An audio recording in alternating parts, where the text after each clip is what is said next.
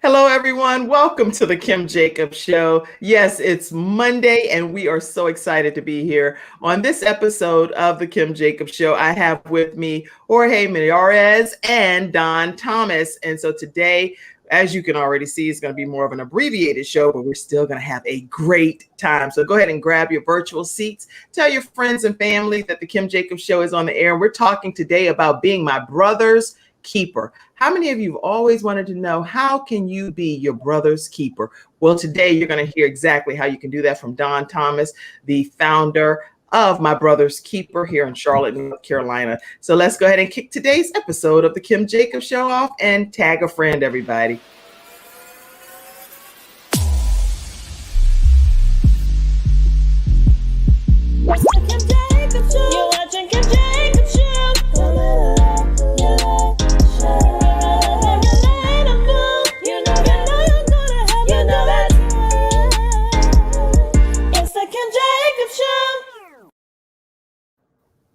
Welcome to this episode of the Kim Jacobs Show. And we're Don and Jorge. If you're able to as well, you can share with your friends to invite them to be a part of today's conversation. And you can do that right from our Facebook page. Now, Don Thomas is an Army veteran from Chicago. Yes, he's learned Charlotte from the ground up. He's been a part of the Charlotte community for many years and serves as the executive director of the My Brother's Keeper organization. And that's right here in Charlotte, North Carolina. And many people want to know, is the beard real? Yes, his beard is real. His beard is real. So for those that are asking that question, as you come into the studio, type your name, type where you're from. I'll make sure I give a shout out to you throughout today's episode. But yes, his beard is real. Get that question off the table right away. Also, I have with me Jorge Miyares, and he is a first-generation American of Latino descent, and he's very involved in the community, dealing with social and racial injustice. Many of you know about him from Queen City Unity in the Charlotte, North Carolina area. He is the founder of that organization and very excited about continuing to be on the executive board. So welcome, both of you gentlemen, today to the Kim Jacobs Show. Thank you for having us. Yeah, thank you, Kim. Excited to be back. No doubt. And your beard is real too, right? I know. I should have. It is. And on Don's, I just want to point out I have tugged on it so I can validate 100% it is real. Thank you for that affirmation, good brother. Well, first of all, I'm so glad that you all are here. And Don, I'd love for us to get started just to learn more about My Brother's Keepers organization and tell us what prompted you to even become the founder of this organization. So a few things by way of clarity. There have been about 19 serious men who were the founding members of this strategy. Men who came together, men of color who came together to think through how to best support our young men and boys of color. And so this was a 18-month process where these men stormed together. These men wrestled with trying to create a transformative strategy that they could commit themselves to. And so I just wanted to clear, I was on the tail end of some of the work that the steering committee was doing. Right. But we have about 19 founding members, and I'm proud to be selected, in fact, as the executive director of My Brother's Keeper.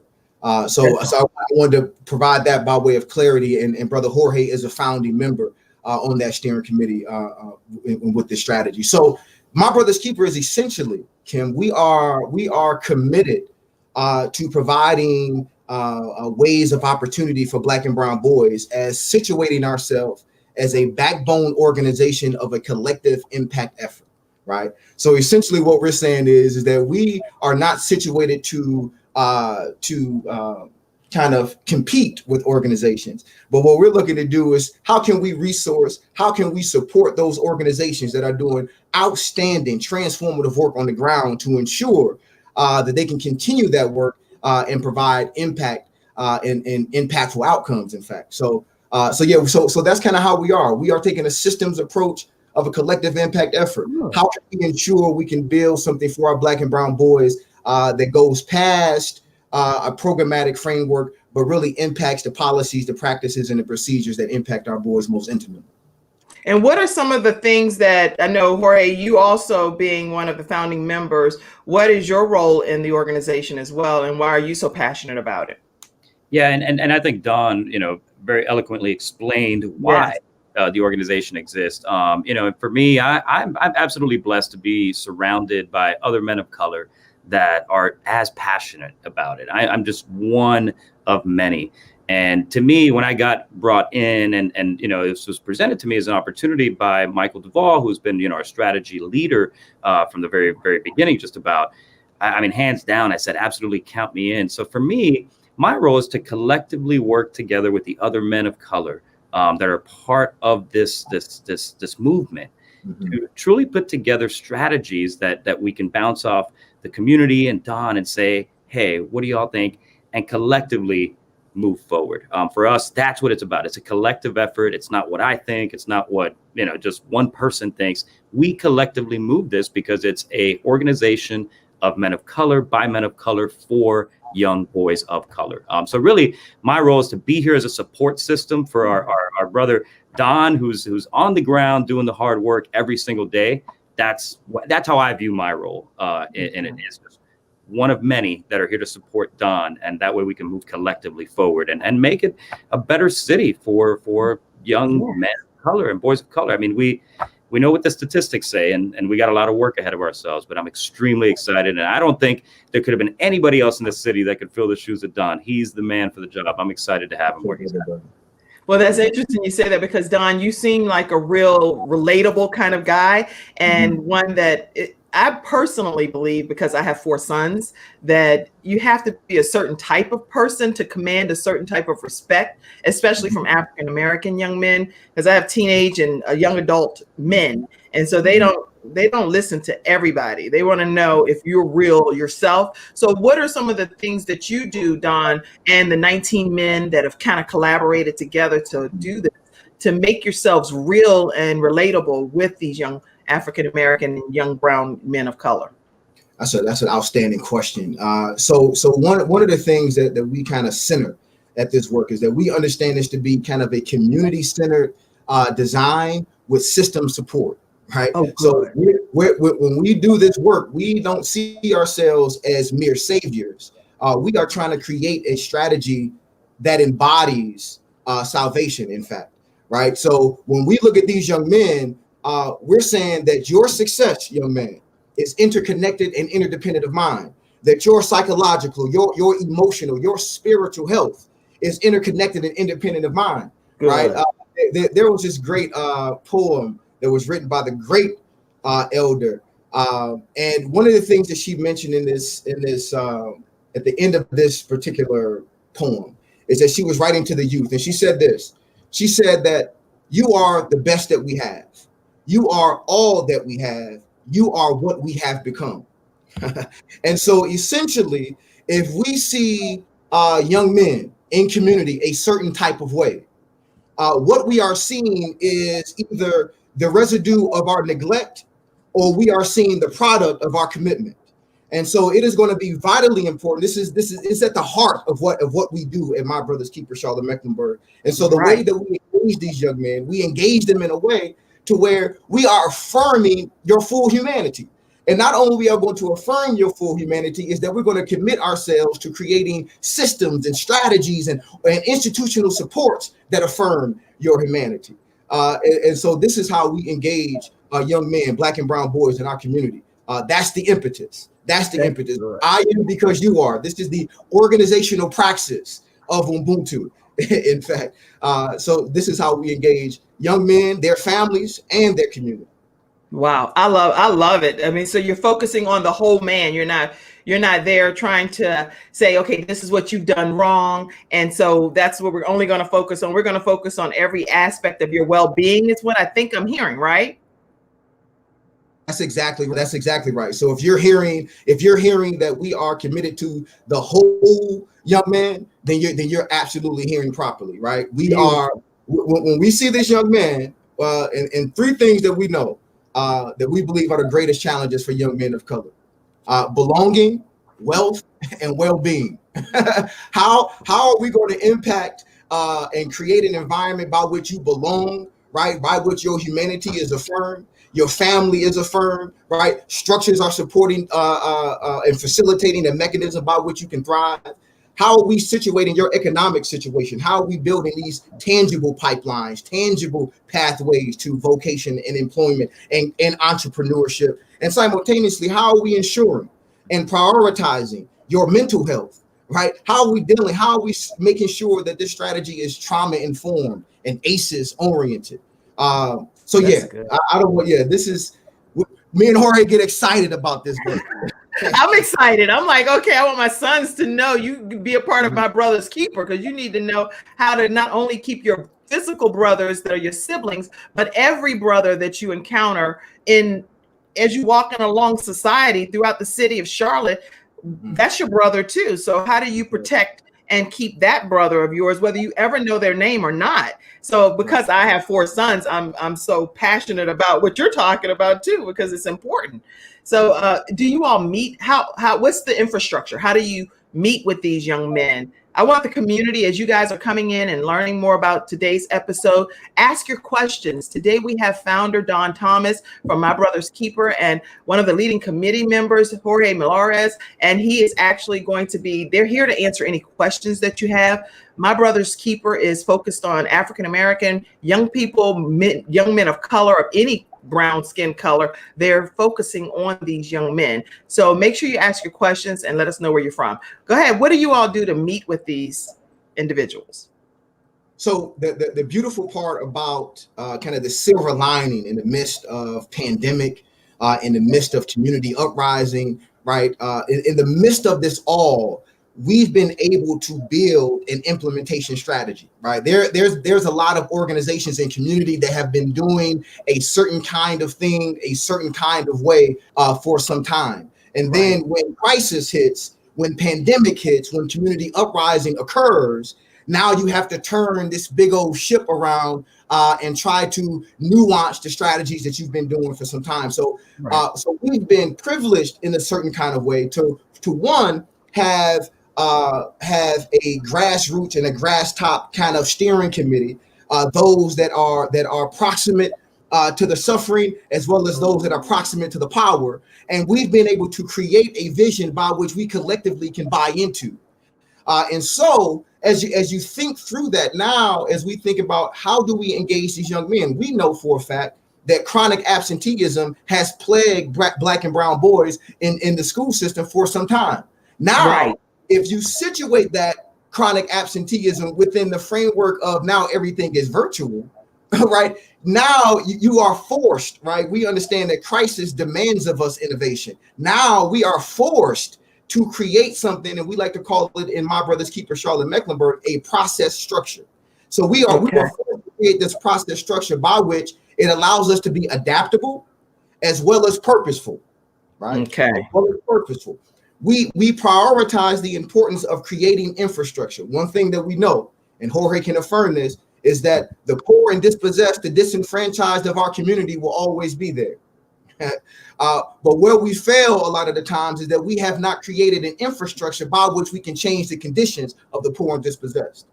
And so we have prioritized this kind of infrastructure creation so we can be adaptable to the situationality, if you will, of community. How do we adapt to how community ebbs and flows of community and simultaneously be moving the dial towards the desired outcomes? That's our challenge, right? That's our challenge. And so as we move, as we engage these young men, we know that we have created a platform in partnership with Gratify, Brother Travis Manigan. Shout out to him. A brother who has created a college and career platform by which we have been a part of that platform, and we engage them. We have over 15 organizations that have committed themselves to our collective impact operation, right? To where we are resourcing these individuals. We have compartmentalized these collective impact organizations with 5 focus areas: art, culture, agriculture, health and wellness, and emerging technology, right? So we have 3. So wait a minute. You said art, culture, agriculture. What else? Art, culture, agriculture, emerging technology. Emerging technology. Emerging technology and health and wellness. So essentially what we've done is identify 3 to 5 organizations per focus area, right? Oh, good. Okay. Because now what we want to do is to be able to show there are layers to being collective, right? So my brother's keeper broadly, we bring together brothers that are proximate, men of color, building a strategy for young men and boys of color. We do it collectively.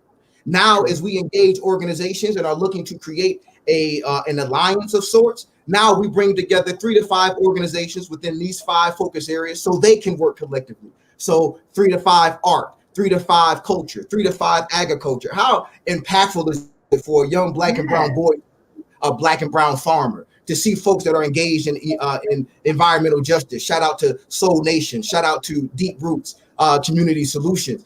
Think about young men understanding who they are, where they can sit in front of, shout out to Marifa Ukwele, the founder and president of the League of Intelligence, where they can get a cultural understanding of who they are, right? We like to call this a integrated educational process, right? Integrated educational process. What does this mean? It means that my brother's keeper, Charlotte Mecklenburg, is committed to the information that the young men receive, right? The resources that they need to navigate their lives, but we are just as committed to the formation of these young men, right? It is vitally important that our young men see themselves in corporate, that they see themselves as elected officials. That's really good. Really good. I think you froze, but Jorge, you froze for a minute, but go ahead. This is really good what you're saying. Go ahead and continue. I want to get, we can do this, right? We can do this, and we can continue to do this. I want you to get Jorge's perspective, because it is not a one-man show. That is for sure, right? It is a collective framework and effort by which we're moving this work forward, and not necessarily looking to get recognition either. We have brothers that have committed themselves to a righteous cause, where they've prioritized righteousness over recognition, over reward, right? We are committed to building upright men, essentially. So, but yeah, we get fired up about this. Yeah. Okay. No, listen. Go ahead, Jorge. You can take it away too. As you can see, and I said this earlier, we got the right guy for the job. Because Don, as you're talking, man, I get chills from your passion and just knowing how aligned we are in terms of the strategy, right? And I think he I want to go back to something that Don said earlier, where this is my brother's keeper is not the saviors of Charlotte, right? There's a lot of great work going on already. And one thing that really excited me about it, and most people that know how I feel about the unification of the communities of color, to me, that's the one thing that really excited me the most, that my brother's keeper is a backbone organization to truly assist many other organizations, to Don's point, 5 organizations for each of these particular buckets, right, that are so critical and vital to the development of our young men and boys of color. That's what we're here to do. And that's the whole concept. This is not we're not creating programs. We're fostering an environment where we're supporting some of the folks on the ground that are already doing the work by taking, like Don said, a grass tops and a grassroots approach. Because I think somewhere in the middle, when you come from both sides, that's when you could get the process or the progress rather that you need. For me, one thing I've realized living in Charlotte for over 10 years now is we tend to put a lot of Band-Aids on things, right? Only to come back 2 to 3 years later and say, oh, wow, well, the Band-Aid's full of blood now, and we got to pull it off and put another Band-Aid on it, right? We got to take a strategic and surgical approach by supporting organizations that are already doing this critical work. And again, for me, like I said earlier, I'll keep preaching this till I'm, blue in the face, but we need to bring and continue to bring our communities of color together. Even looking at the Black community and the Latin American community together, we're over 52% of the population in Charlotte. We are not a minority, we are a majority, and we need to use that influence and power to change the narrative and change the direction of and the impact that we've had, right, from the ongoing segregation and discrimination of immigrants and Black folks across the city. So I get pretty excited talking about it as well. And I think, just listening to the strategies and seeing how far it's come since the time that I joined the steering committee and to where we are today, it really motivates me about what lies ahead. And it's just an exciting time to be a part of this. Well, when we return after this commercial break, we're going to learn more about what does lie ahead for My Brother's Keeper organization. And we're going to hear more from Don and Jorge. So right after this commercial break. Also, guys, get your questions ready. Remember, we do a flash round. Even though the show is a little shorter today, I want to make sure that I get your questions answered by today's guest. So go ahead and start typing your questions right after this commercial break. She came from humble beginnings, and her family knew struggle. But she had love, support, and opportunity. And she set out to change the world. At Enlivian, we provide housing solutions and services that transform lives. Our Enlivian is your Enlivian. The Charlotte Housing Authority is now Enlivian, housing redefined.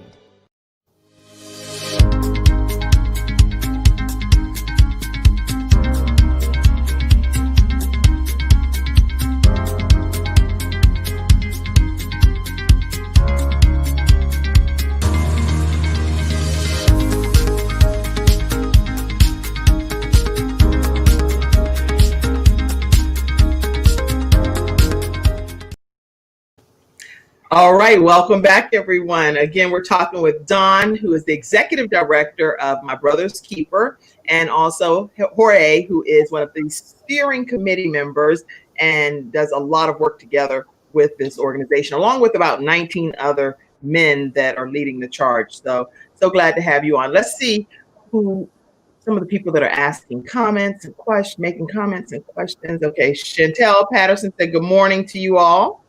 Good morning. Tony said, great morning, great morning. Hey, that's really good. What you all are sharing is what she said. Let's see.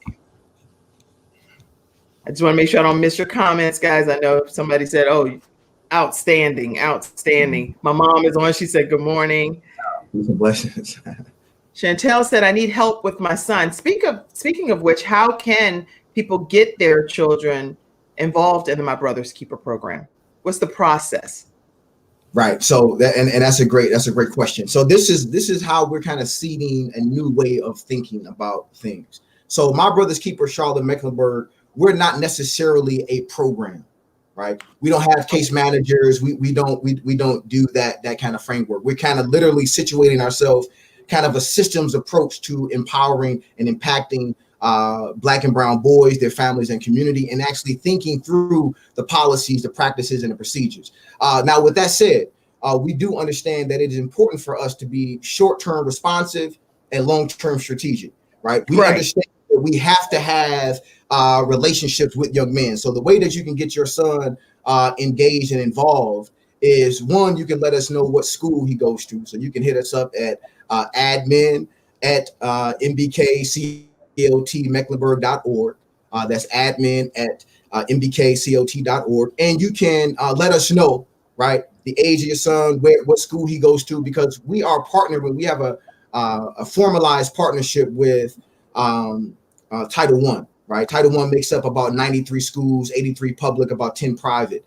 And we are looking to create kind of this systems approach. How can we engage and empower young men that are in the school system and then be able to take it to scale, right? For all Black and brown boys that are in the school system, maybe close to 30-something thousand young Black and brown boys that are in Charlotte Mecklenburg schools. So that's kind of how we're thinking about that work. But because we are— Let me interrupt for a second because I want to get clarity. Okay, so you're saying if a parent, because I'm a parent here, so I want to understand myself too, and a lot of people watching, we're moms and some, grandmoms and different people, and many of them do have African American or Latino different sons. They should email the name of their child's school to you at admin@mbk.org. Yep. So it's going to be this. It's going to be mbkclt. Okay, wait a minute. So we gotta put the right. Let's put the right email thing. Is mbkclt. Someone type that in the back office for me. .org. Mecklenburg.org. mbkclt Mecklenburg.org. Okay. Mecklenburg. Okay. Admin at mbkclt Mecklenburg.org.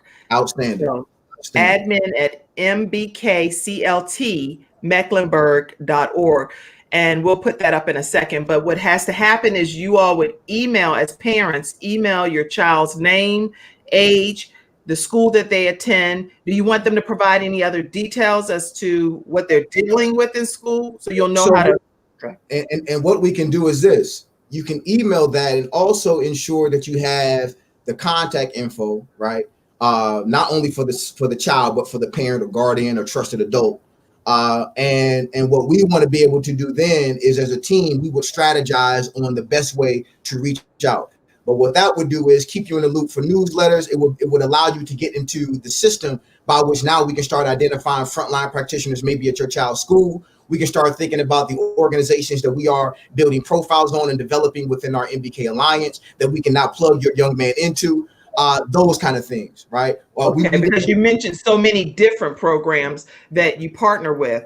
So you said Soul Nation, you said a lot of different programs under each of the 5 focus areas is what I'm understanding.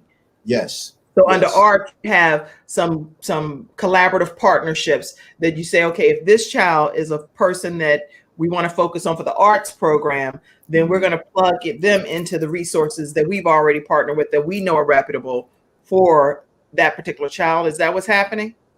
Essentially, that's what's happening. But now here's a caveat, is that we are developing a profile for over 100 Black-led, Black benefiting, Black and Brown-led, Black and Brown benefiting organizations, right? That we are looking to compartmentalize within our MBK Alliance. So we would take your child now, right? Now that we understand where that child goes to school, let's say, now if your child fits within the 13 schools that we're partnering with by way of this pilot, right? Now we just add you and plug you into the MBK cohorts that we have at each one of these schools, right?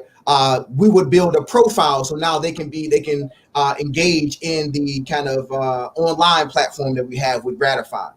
Those kind of things. Now, essentially, they would be automatically a part of this kind of integrated educational process. So just a matter of plugging them in. What I would want, because we like to surround the child, you want to know who those trusted adults are. You want to know who the frontline practitioners at the institution by which that child is engaged, those kind of things.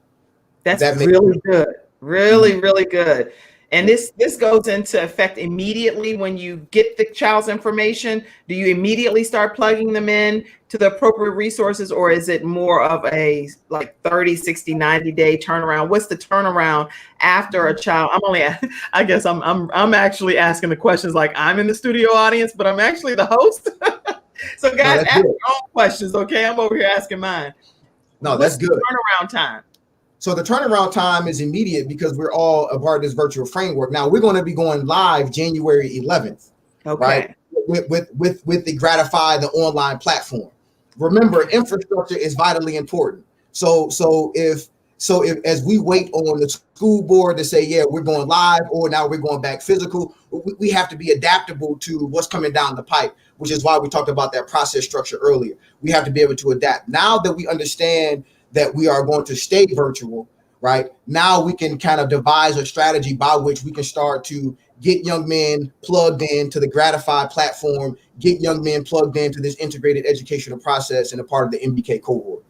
Yeah, and if I could chime in here too, I think this is what makes it extremely special, in my opinion. Where I grew up in a low income neighborhood, and I'll tell you, there's a lot of different things that will mold you into who you are, right? And even today, you can have the greatest of programs with the best of intentions can miss the mark. And unfortunately, it can miss the mark because it doesn't necessarily take a 360 approach. Where for me, that's what makes this so special is that, you can have, and I've led programs, I've been a part of programs where we brought some of the young men and women in, and then you send them right back home to the same environment. And they don't have the support system that they need. And that's why the mentorship piece to me is so critical, because once you go back to that environment, it's you're right back to square one again, right? So, for us, and what I think is so special about this is the 360 approach, where it's not just one program, but it's a collective effort amongst a great deal of organizations that are just coming together, and we're supporting them to drive the change that we need. So that to me is what makes it so special and different. Well said. That's very well said. And so they're going live with the Gratify program and platform that's being discussed here with Executive Director Don Thomas. And he's talking about when this will relaunch. And it's going live on January 11th, 2021. And so if you can go ahead and get all of your children's information to admin@mbkcltmecklenburg.org. Many of you that are watching this episode, you have children that would benefit from this program. So definitely take a moment to give them the specifics of your child, their school contact information, of you as the parent, as well as the child's information for the school that they're attending, to determine if they're falling in one of the 11. If I'm trying to make sure I'm taking notes over here, and like I'm a secretary, I'm like taking these notes too. If you're falling into one of these cohorts or groups that they already service in the areas that they've been approved to serve. So what about homeschool children? Let me ask that question too.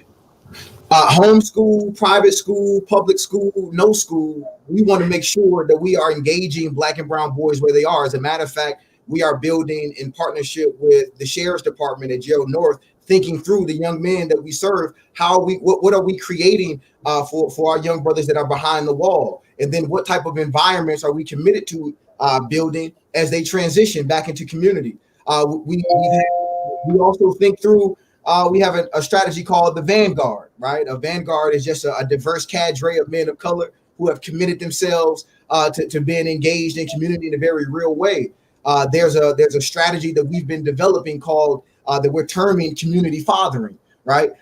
We have men that we've brought around that are developing a strategy by which that is rooted in the spirit of adoption. So essentially what we're saying is imagine men that are bringing themselves together and committing themselves to the uplift of the human condition, to where when they look out into community, they don't see a child that doesn't have a father because they've committed themselves to that work. They've committed themselves to wrapping their arms around community. Now, it's also important to note that we can't overlook or overstate this, is that we are taking kind of a geopolitical nuance to this strategy, right? How do we take political power? How do we take monetary resources and direct them in a very geographic space and area, right? How do we do that? So the reason that we're going with these zip codes now, how do we build a Vanguard in 28208?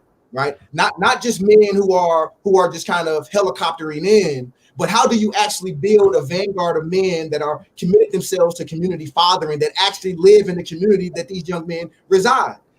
We're talking about building an environment of belonging. We're talking about there's two pillars that guide our work, and you'll hear us say this a lot, but it's sustainability and institutionalization.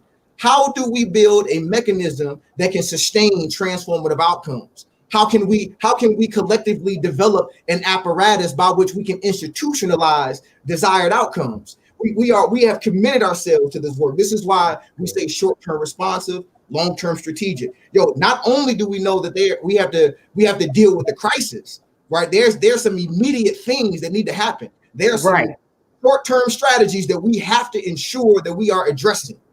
But we will be failing community if we did not pay close attention and spend adequate energy towards building a long-term strategy that will impact policies, practices, procedures, a strategy that will get the heart of why the crisis exists in the first place. That's good. You Spot sure on. you shouldn't have been a preacher? Don, you sure you shouldn't have been a preacher? Because I'm over here like, a preacher, but Lord. may not be a preacher, but he's preaching right now, preaching the truth. I think, it's a very valid point. I think about my upbringing and specifically my teenage years where I was most troubled, right? Like most young men of any color. And to me, that's when I did not have I didn't have a father at that time, right? I didn't have my real father present, and that really is, it had a dramatic impact on me. And I think that mentorship piece is so important, and making sure that everybody has, that figure. I know my life, while as beautiful and as much as I love it today, there were certain struggles and obstacles that I had to overcome that I wouldn't have had to overcome if I would have had that. And then secondly, I think the biggest thing, one of the biggest things that's necessary is, the support, right? We can talk about anything we want, but at the end of the day, funding is important. And I think anybody that's watching this that can chip in, we are on a mission to raised $31,000 in 31 days. Mhm. And the link is in the Facebook chat, I believe I was told. But you know, any resources for us, resources, it's what it's about. You can try to drive all the change in the world. And I know, listen, we're a banking city. There's a lot of money out there, and it's time for Charlotte to, you know, really back that up and make sure that they get behind these efforts and supporting these organizations and supporting the movement that is My Brother's Keeper. So I think it's, yeah, absolutely. The goal is to raise $31,000 in 30 days. And where can they go to donate? That's So important. the link, I believe, was posted in the Facebook link. Okay, let me see. Where else can we find that link? Oh, you know what? They're communicating with me in the back office. So Okay. I'll put it in the chat for you. put it in the private chat. So what we're going to do is we're going to post that for you all. The goal is to raise $31,000 in 30 days. And with those funds, they'll be able to implement and execute on some of the programs that you've learned about today, which is focusing on these 5 key areas, which is art, culture, agriculture, emerging technology, and health and wellness. So if you are able, and we're hoping that you're able to donate, in which all of us are able to do something, so donate something towards the $31,000 goal. And we're going to have that in the private chat and be able to put that up for you all in a moment. But the goal again is to raise $31,000 in 30 days, because they're kicking this program off starting January 11th. It's a relaunch of My Brother's Keepers on the Gratify platform, teaching more about sustainability and institutionalization. And they need the funds to be able to have this program operate effectively. This is how you can be able to help young people if you have the funds to be able to do it. So someone said, amen, like you are preaching, Don. See, amen. Does this only apply to young men in the Charlotte area for the moment? Who does this apply to? Great question, Brother Laba. I think that what we have is Charlotte Mecklenburg one. But if you are in different states, and what's beautiful is that Charlotte Mecklenburg is really starting to look like the backbone organization for the region. And so we are creating kind of an MBK regional strategy, folks in Wake, folks up in Raleigh, so on and so forth, all these different strategies. As a matter of fact, Brother Laba, I'm not sure where you are, but we can help assist, right? I believe you're out in Dallas, so we can help assist with MBK Dallas. I think there might be an MBK Houston and that kind of framework. So we can definitely get you connected if you are somewhere else in the nation. That's very important to know. And what I'll do is I'll put the email address back up for you guys to be able to reach out to them. And even if you're in a different neighboring or anywhere around the country, still submit your request and they will connect you to the closest MBK organization that's near you. Okay. Someone else said righteous revolutionary. Tony Gaines said. By the way, brother Tony Gaines is one of my battle buddies from the Army, as a matter of fact. So peace and blessings. Oh. He's down in Louisiana, Mississippi area. Peace and blessings, good brother. He said, "Well, that's my battle, Don Thomas. That's my battle." All right, real quick, everyone. We're gonna do, because I do have a giveaway today. So the question is, well, let me tell you what the giveaway is first. The giveaway is going to be a full week of Courtney Wellness Companion Program, a full week of the Courtney Wellness Companion Program.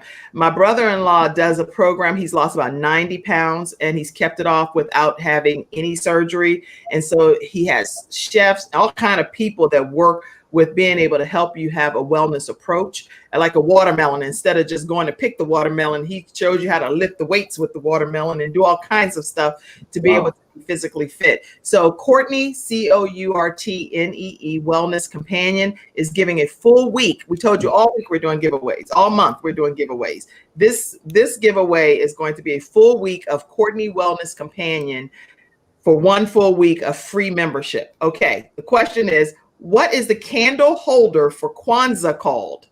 What is the candle holder for Kwanzaa called? Somebody that has the answer, let me give you a little drum roll. Let's see who's going to type the answer first. Let's see. I'm doing an abbreviated show today, cramming everything into a few seconds. Anybody have the answer? What is the candle holder for Kwanzaa called? Anybody? I already have the answer because they typed it in. I can help you. Okay, let's see. Somebody said yes. Man. Young said the Canard. Let's see. Let's see. Yeah, you would be the winner, Yasmin. So let you know what you have to do to be able to claim your prize. Okay, so you have to screenshot that. Here are the instructions, Yasmin. You have until 1 o'clock to do this. Don't jump off the show yet. Hear the rest of what's being shared first, but you have until 1 o'clock. Screenshot that you subscribe to the Kim Jacobs Show, and that's on YouTube. And then also join the Courtney Wellness Companion Facebook group. Email it to kimjacobsshow@gmail.com by 1 o'clock p.m. and you will be able to claim your prize. You'll be hearing from Courtney Jacobs. Okay. All right. So that's today's giveaway.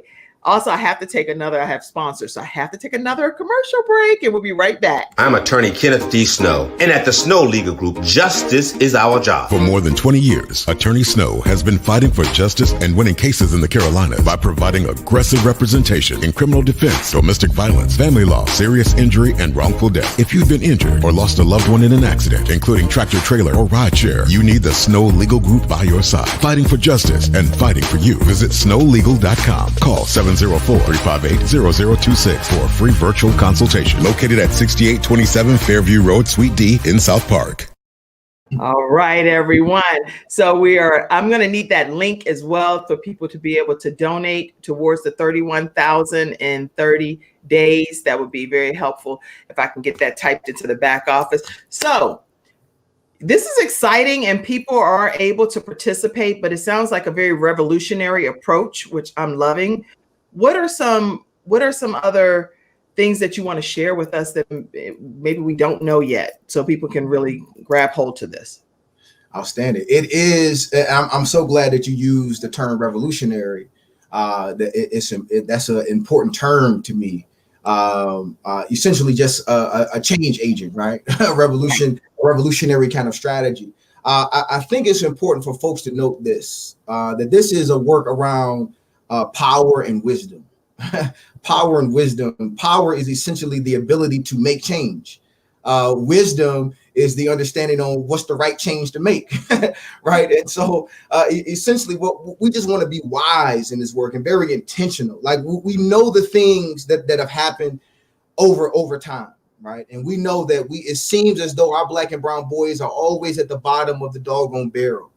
And what we are trying to do is saying, let's not think about it as like young men are objects, right? This is what we mean by an organizational praxis of Ubuntu. What did I need when I was in 6th grade? Right? What did John Thomas need when I was navigating life? Now I've been absolutely privileged as a man to have strong men in my life. From grandfathers down, right? We take our manhood and we take our responsibility very, very seriously in our family. And so to have that understanding, but there were some things I've gotten kicked out of school so much is interesting. Right. When I think about the fact that I didn't graduate from high school, right? It's interesting.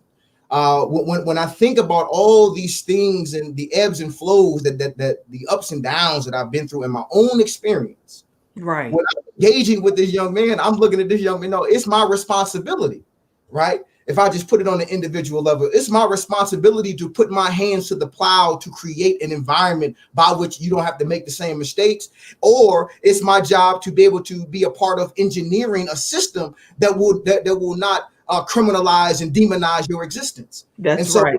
So we are. It's this tension that we are in constant wrestling with to create. Right. We understand that behaviors and decisions are often because of what we perceive to be possible. Right. And possibility is defined by whoever controls the environment. Right. So our young men are making decisions based on what they perceive to be possible.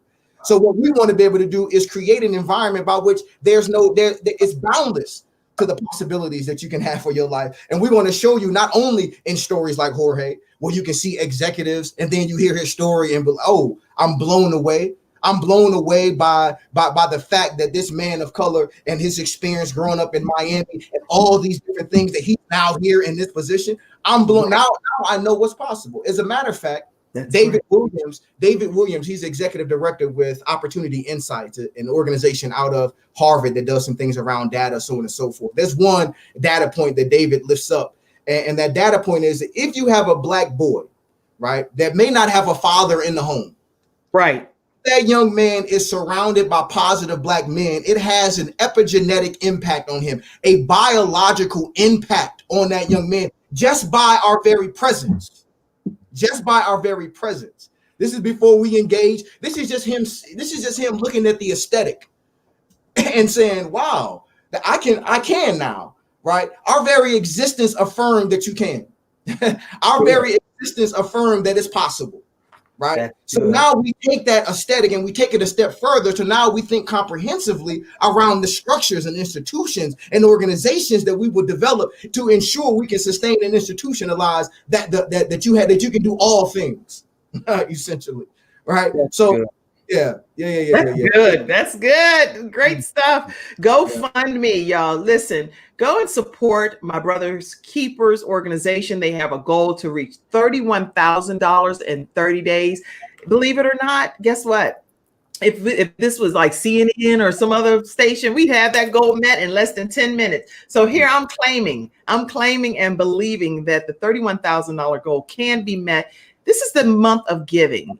Give to a worthy cause, give to an organization that's going to do something great to help African-American young men. There are so many stories out here that focus on negative aspects of African-Americans and young men of color across the board. Guess what? Here's an opportunity for you to pour into something that's going to be a positive impact on their future. GoFundMe.com. I am my brother's keeper, Charlotte. Support the organization, help them reach their goal within the next 30 days. They have a goal to raise $31,000, and they can accomplish this with great people like you that are watching. You don't know who's in the studio audience. I have people like June Griffith who says, hey, our boys need to be saved. So guess what? There are people watching today's episode, and as you all start watch parties and re-share this broadcast, somebody watching today's show could be the one to write the check for the $31,000, right? Just like that. Don't deprive people of the opportunity to learn about my Brother's Keepers organization and ask them to support by doing the GoFundMe. I am my brother's keeper, Charlotte.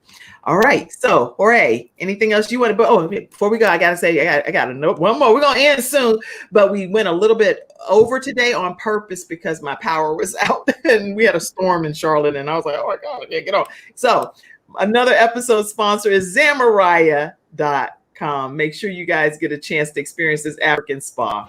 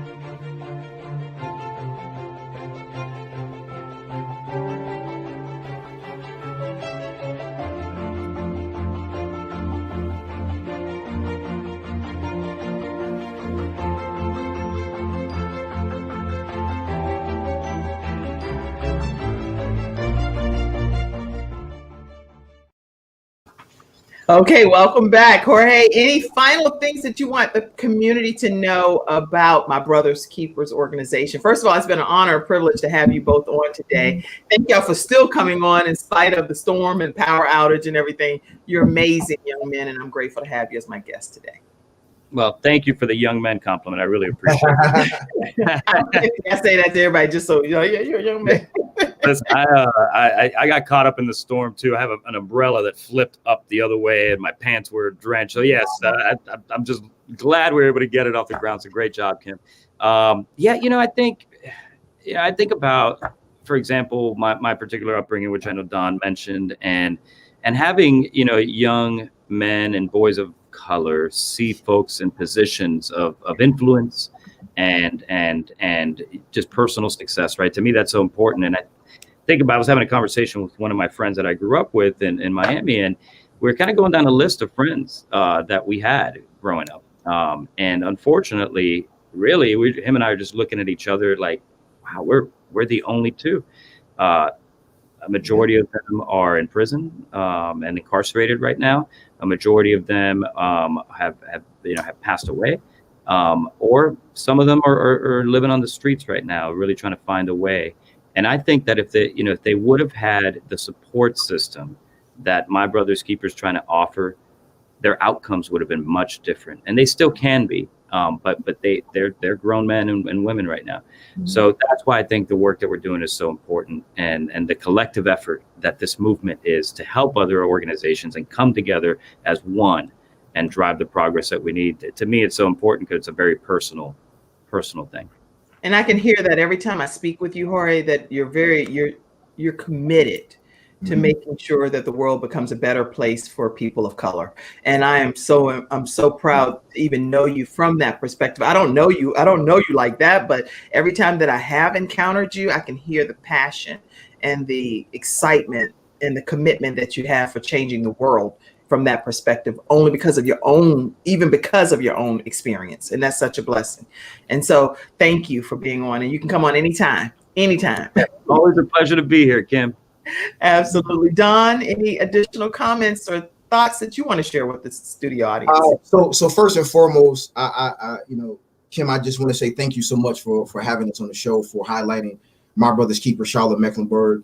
On behalf of our 19-member steering committee, we are really honored to be represented here, to be able to share our vision, mission, our action plan, so on and so forth.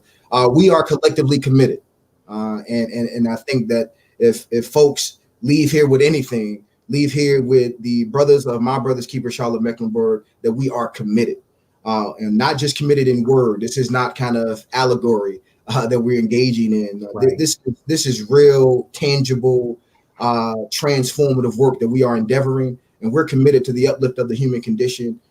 We are committed to handling the root cause of why these crises exist, and so we want to commit ourselves to building a system to rectify and to change that narrative. So thank you so much. Thank you both. And thank you all, my studio audience. And I did see a comment from, I think it was, Sabrina. She said, it helps tremendously to have the presence of African-American males consistently doing productive things. It's so sad. Is this shareable? Is there shareable information that you all have? Is there any information that can be shared? Well, let me answer that for you, Sabrina. This show can be shared. So definitely take this broadcast and just literally everything. People put viral videos of people doing some dancing and showing their body parts. And okay, first of all, I'm turning the phone trying to figure out what are the eyes. I cannot even see the eyes on some of these people's body parts. It's because it's not the eyes, okay? It's other body parts that's being exposed, and everybody's doing everything known to mankind, okay? On social media, here is something, it may be Betty Crocker version, okay?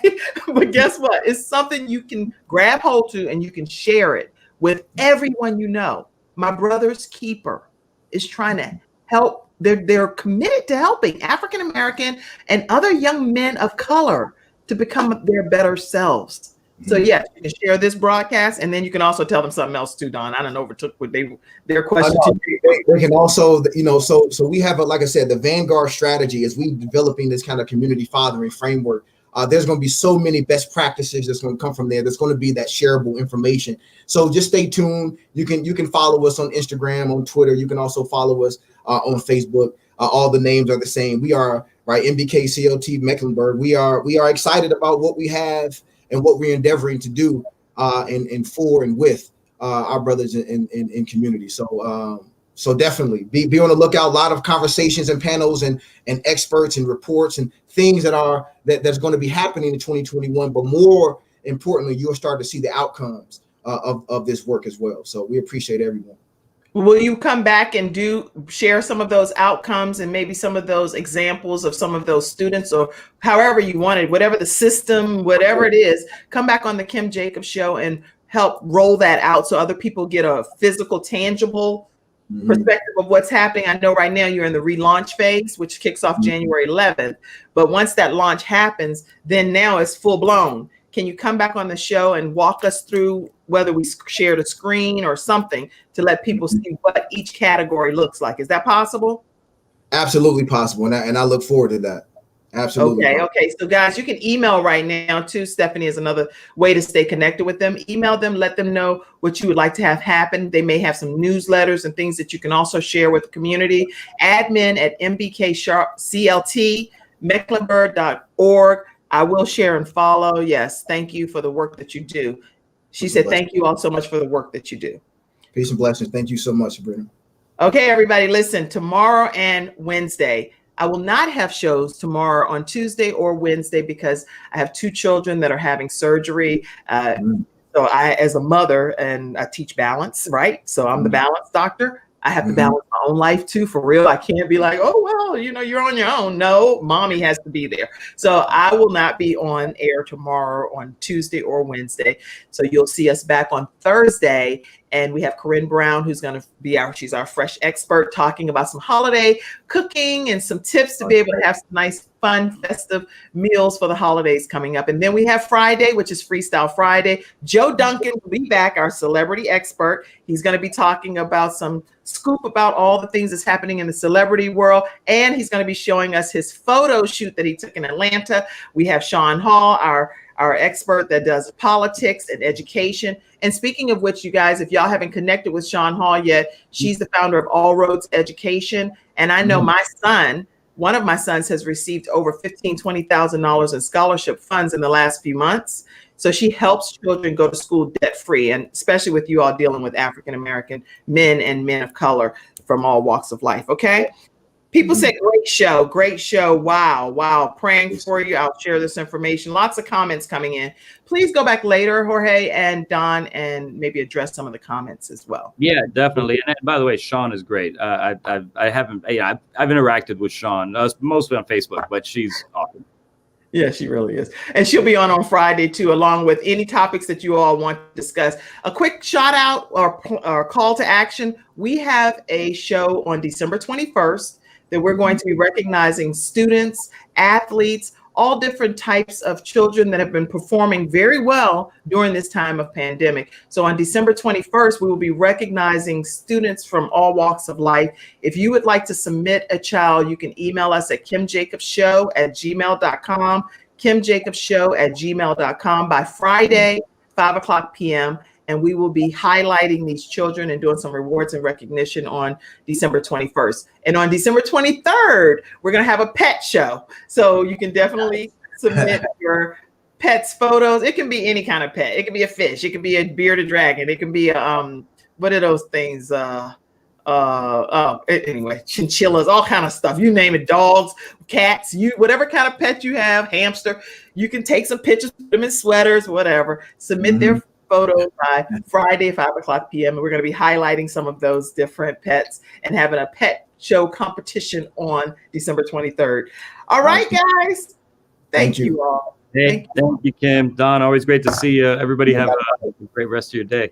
Likewise. Thank you all for tuning into this episode, and please be sure to share it with. Have a great day.